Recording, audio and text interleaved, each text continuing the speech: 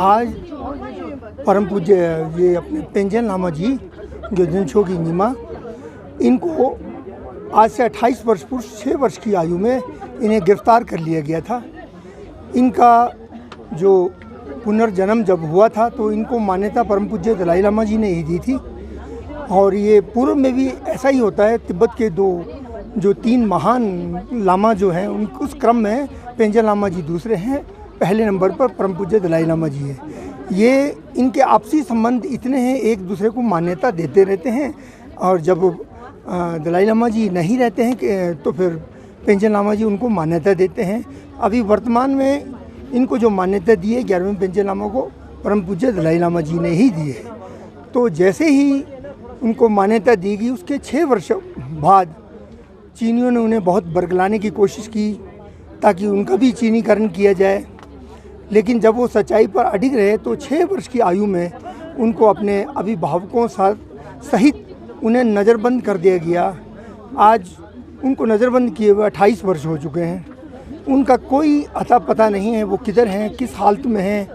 बल्कि चाइना ने एक अपना डमी पेंजन लामा तैयार किया है, जिन्हें वो जबरन ये जनता को मजबूर कर रहे हैं कि ये पेंजन लामा हैं। और ये धर्म में हमारे हस्तक्षेप किया जा रहा है।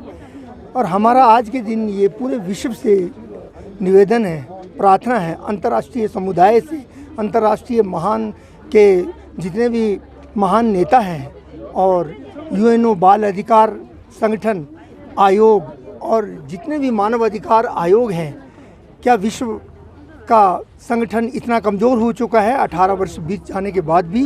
परम पूज्य पेंजन लामा जी कहाँ पर हैं, किस हालत में हैं, पूरा विश्व यह जान नहीं पा रहा है। यह बड़े एक किस्म से शर्म की बात है और ऐसा बिल्कुल नहीं होना चाहिए। मानवता के नाते पेंजन लामा जी का कहाँ पर हैं, किस हालत में हैं, उन्हें धार्मिक प्रवचन करने की पूरी आज़ादी दी जानी चाहिए। इसी का विरोध करते हुए आज हम खुश भी हैं कि आज उनका जन्मदिन भी है, लेकिन इसके साथ ही एक दुख भी है कि वो अभी तक चीन की कैद में हैं। और इसी के फलस्वरूप आज जितने भी तिब्बती समुदाय, अब तो पूरे विश्व में हमारे समुदाय हैं, अपना अमेरिका, यूरोप, हर कंट्री में हमारे लोग हैं, आज यूएनओ के द्वार पर जाकर उन्हें जगाने की कोशिश कर रहे हैं। अभी तक तो हम भारत से ही पत्र व्यवहार करते थे, यूएनओ के लिए वी वांट जस्टिस नारे लगाते थे। अब तो यूएनओ का द्वार भी हम खटकाते हैं, बाल आयोग का भी हम द्वार खटखटाते हैं। तो आज के दिन पूरे विश्व में तिब्बती समाज उनकी रिहाई के लिए ये प्रार्थना करता है, निवेदन करता है और ऐसी सद्बुद्धि चाइना को भी दे कि विश्व के साथ मिलकर वो चले और विश्व में शांति रहे। आज हमारा परम पूज्य पेंजन लामा जी का जन्मदिन है। सुबह हमने सिंजुली में उनका बर्थडे मनाया हुआ है और इस टाइम हमने रैली 20 मार्च में करना है ना। और हमारा ये है सरकार से ये निवेदन है कि हमारे जो गुरु पेंजन लामा जी हैं वो अभी तक लापता है।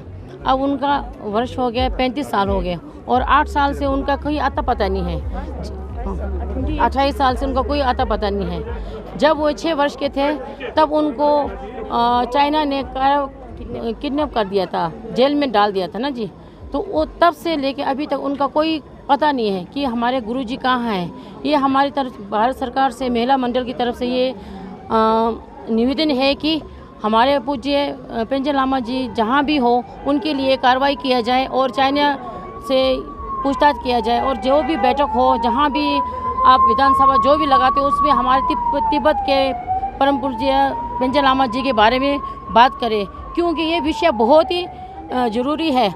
और ये इसलिए भी है कि हमारे पुरखों ने पहले भविष्यवाणी भी थी, जैसे कि हमारे दलाई लामा जी हैं और कर्मापा जी है और हमारे पेंजन लामा जी, अगर ये तीनों एक साथ मिल जाते हैं तो तिब्बत देश जो है आज़ाद हो जाता है।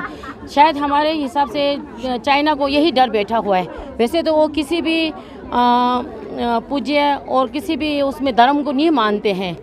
इसलिए हम भारत सरकार से ये निवेदन करते हैं कि हमारे पेंजन लामा जी जहाँ भी हो उनका पता दीजिए और सब संसार में उनके प्रकट दिखाए जाए उनको सामने। Bureau report, city channel, Shimla.